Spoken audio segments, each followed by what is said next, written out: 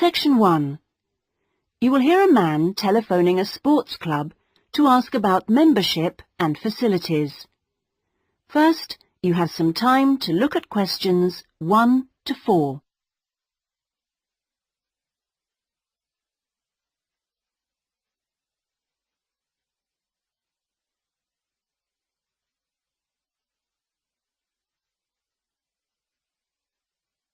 You will see that there is an example that has been done for you.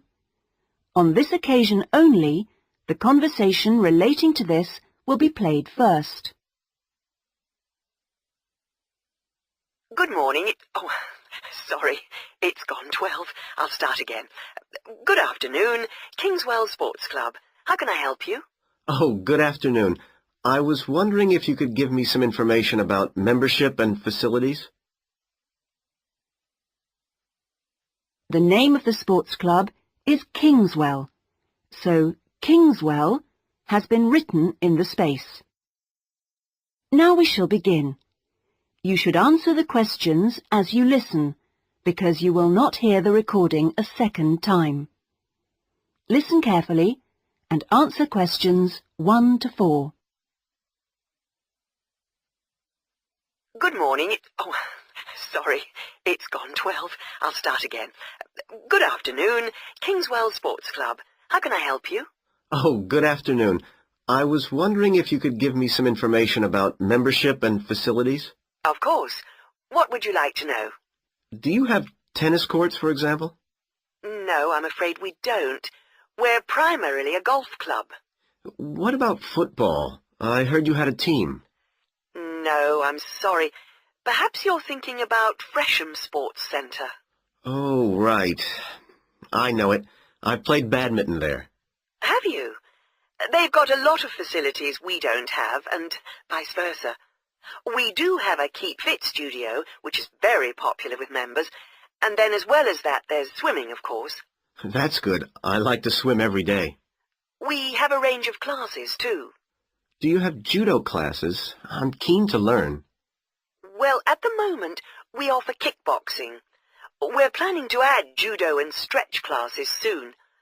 We're currently running a range of yoga classes, too. What about relaxing after exercise? I assume you have a restaurant or something? At the moment, we've got a salad bar, which is very popular. We'll also have a fully licensed restaurant by the end of the year. Sounds good. Before you hear the rest of the conversation, you have some time to look at questions 5 to 10.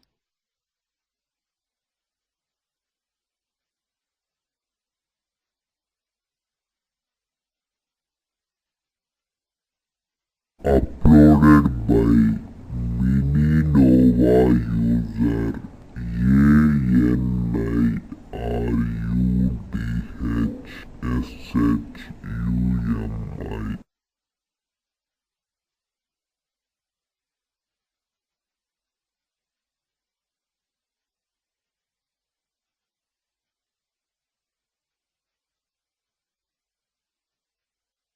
Now listen and answer questions 5 to 10. What kind of membership are you interested in? Not really sure. What are the options? Well, there are 3 different membership schemes. I see. What's the difference? Well, the first one's called Gold, and you can use all the facilities at any time of the day or week. You can also join in as many classes as you like for free. That sounds good. Is it very expensive? Well, you pay a £250 joining fee, and then it's £450. Oh, no, I'm sorry. It's just gone up by £50. Sorry about that. It's now £500 for the annual subscription fee. Right, got that. And what's the next type? Well, that's silver. It's the same as gold, except you have to pay a small fee of £1 per lesson for any you do, and you can only use the centre at certain times. I see. So when exactly? You can only use the facilities between 10 a.m. and 4:30 p.m. So I couldn't use the pool at 8 in the morning or evening then? That's right. Okay, and the price for that? Is the joining fee the same as for gold? Actually, it's slightly less than the £250. It's £225. But the annual fee is only £300. Does that sound more like what you want? Well, it's still rather more expensive than I thought. I'm a student here in England, and I'm only here for 6 months. Ah, then the bronze scheme would probably suit you best. How is that different? Well, some of the facilities have restricted use. And do I have to pay for classes? Yes, it's £3 for each class you join. I see. And what are the hours then? Between 10:30 and 3:30 weekdays only, and you pay a £50 joining fee. The annual fee is £180. It works out at £15 a month, so that would be quite a lot cheaper. Oh, that should be all right. I could come in my free periods. What do I have to do if I want to join? Well, we book you in for an assessment with an instructor who will show you how to use all the equipment. If you want to organise a trial session and look around the centre, you'll need to speak to David Kinchley. Could you spell that, please?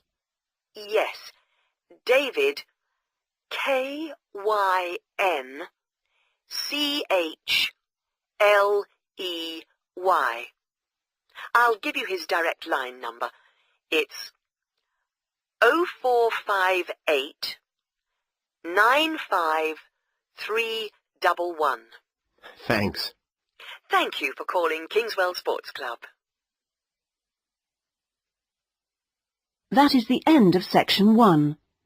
You now have half a minute to check your answers.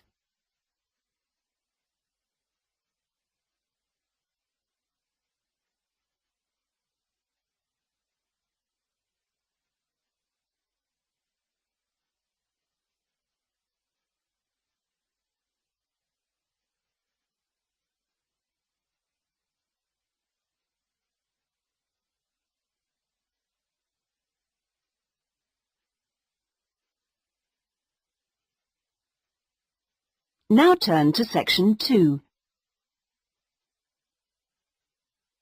Section 2. You will hear a local radio broadcast about the Rivendell City Theatre. First, you have some time to look at questions 11 to 16.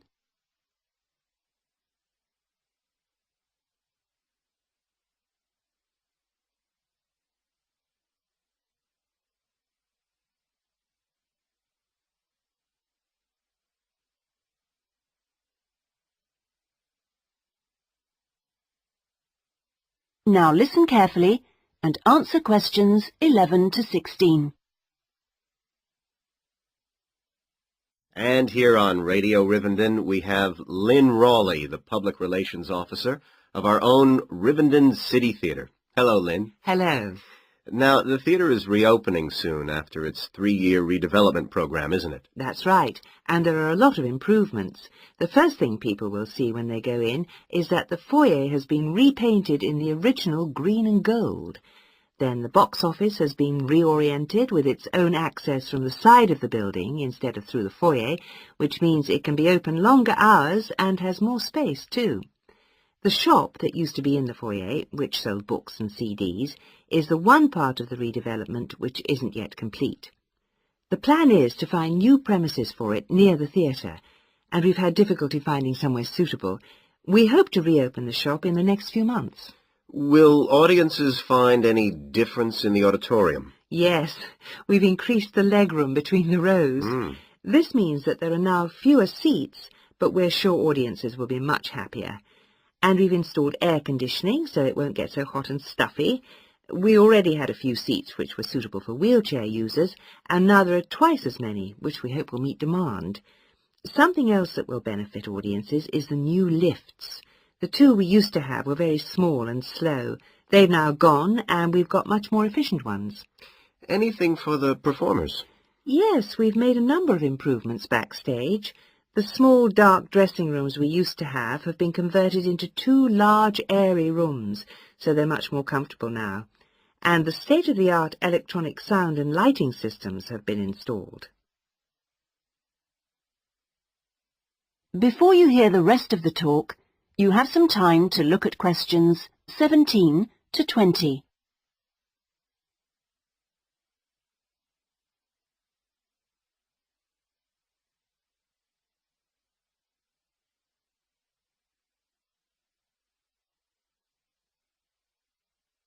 Now listen and answer questions 17 to 20. Okay, so what's the first play that audiences can see when the theatre reopens?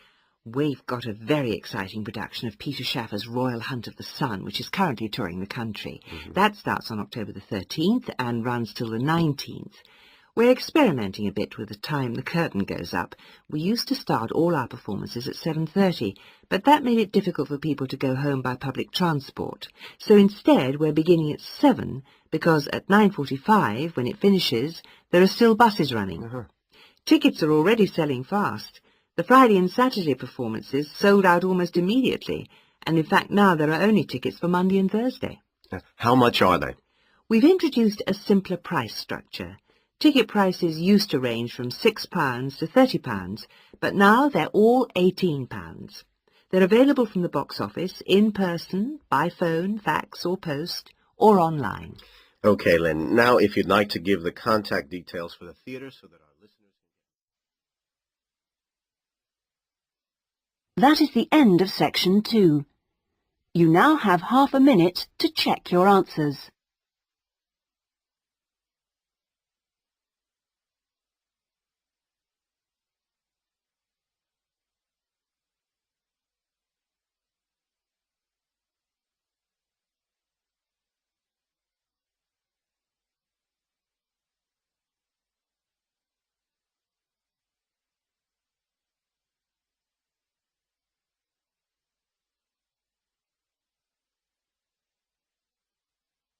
Now turn to section 3. Section 3. You will hear a man inquiring about college courses. First, you have some time to look at questions 21 to 25.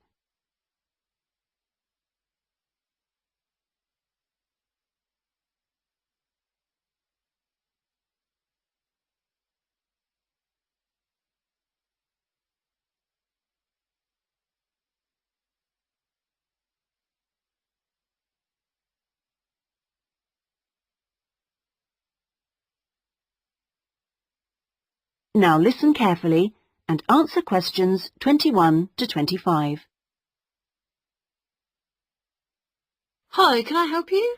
I was told to come here because I'd like to talk to someone about taking a management course. Right, I'm one of the tutors, so I should be able to help you. Oh, good.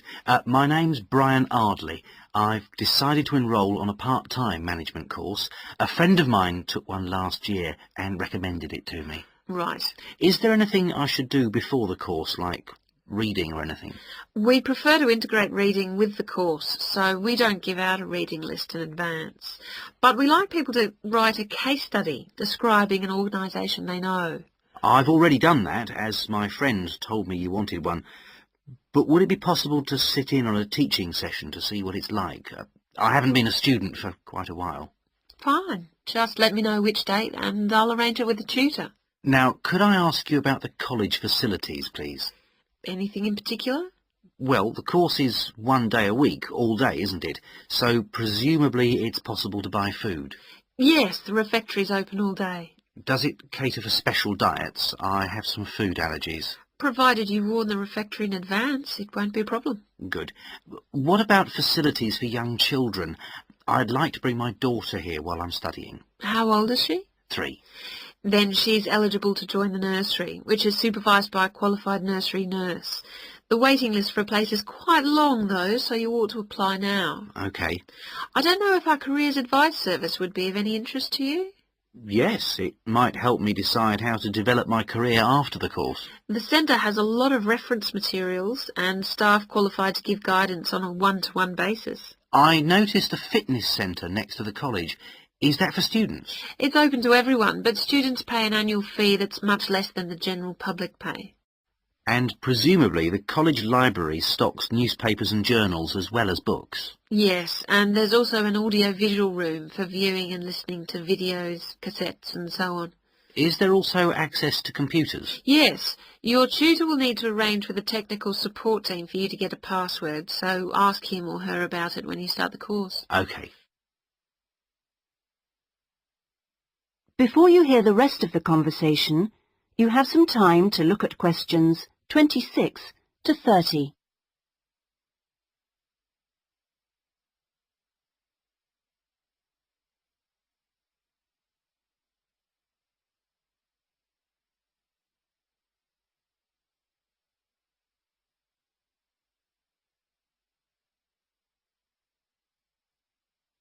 Now listen and answer questions 26 to 30. By the way, do you know about our business centre? No? What's that? It's a training resource, a collection of materials for people to study on their own or use in their own organisations. Uh-huh. You mean books and videos? Yes, and manuals for self-study, plus a lot of computer-based materials so people can work through them at their own speed and repeat anything they aren't sure about. And you can hire laptops to use in your own home or workplace, as well as printers that you can take away. Does it have anything that I could use to improve my study skills? I don't have much idea about report writing, and I'm sure I'll need it on the course. Oh yes, there's plenty of useful material. Just ask one of the staff. Does the centre cover all the main areas of business? Yes, topics like finance and of course marketing, that's a popular one. Local managers seem to queue up to borrow the videos. So it isn't just for students then? No, it's for members only, but anyone can join. How much does it cost? £100 a year for a company and £50 for an individual, with no discount for students, I'm afraid. Well, that's very helpful. Well, I think that's all. I'd better go home and fill in the enrolment form. Thanks for all your help. You're welcome. Goodbye. Goodbye. That is the end of section 3. You now have half a minute to check your answers.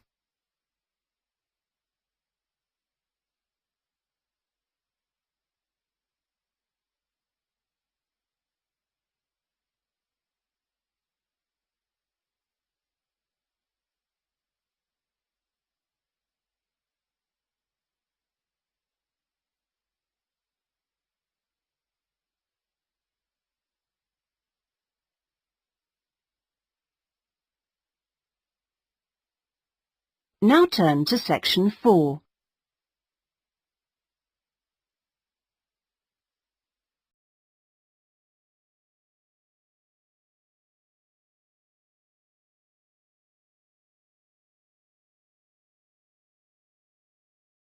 Section 4. You will hear a talk on a social history of the East End of London. First, you have some time to look at questions 31 to 40.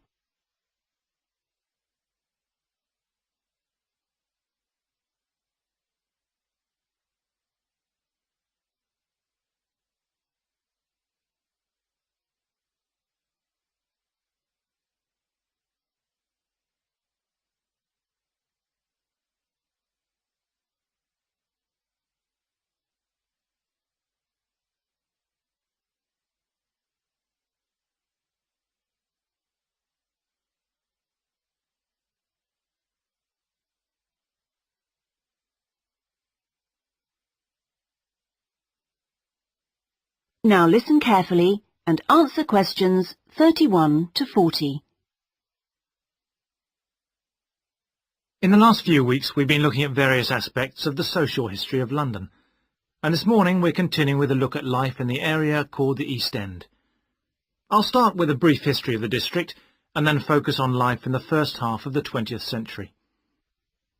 Back in the 1st to the 4th centuries AD, when the Romans controlled England, London grew into a town of 45,000 people, and what's now the East End, the area by the River Thames and along the road heading north-east from London to the coast, consisted of farmland with crops and livestock, which helped to feed that population.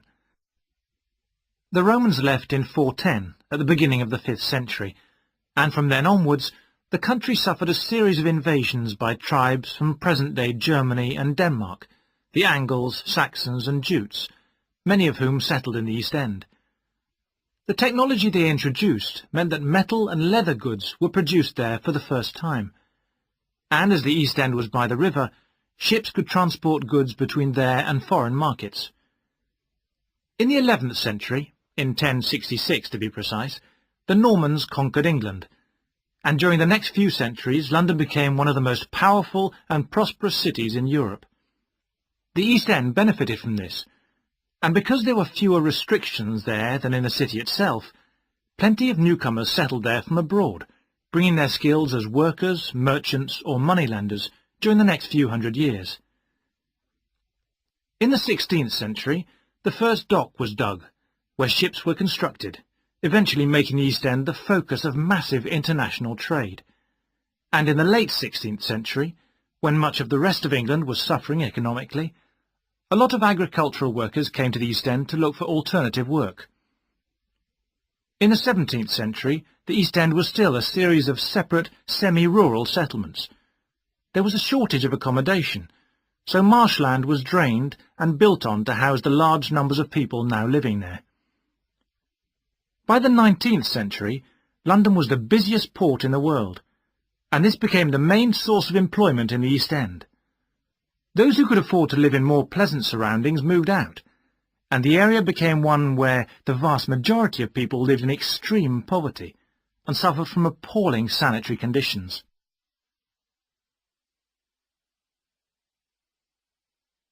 That brief outline takes us to the beginning of the 20th century, and now we'll turn to housing.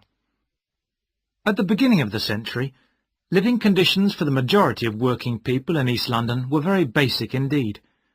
Houses were crowded closely together and usually very badly built because there was no regulation. But the poor and needy were attracted by the possibility of work, and they had to be housed. It was the availability rather than the condition of the housing that was the major concern for tenants and landlords alike. Few houses had electricity at this time, so other sources of power were used, like coal for the fires which heated perhaps just one room. Of course, the smoke from these contributed a great deal to the air pollution for which London used to be famous. A tiny, damp, unhealthy house like this might well be occupied by 2 full families, possibly including several children, grandparents, aunts and uncles. Now, before I go on to health implications of this way of life, I'll say something about food and nutrition. That is the end of section 4. You now have half a minute to check your answers.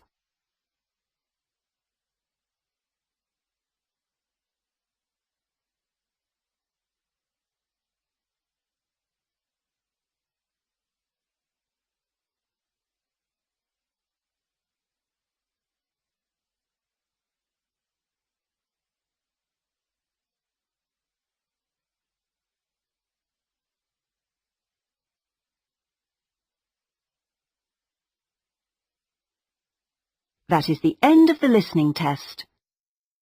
In the Ielts test, you would now have 10 minutes to transfer your answers to the listening answer sheet.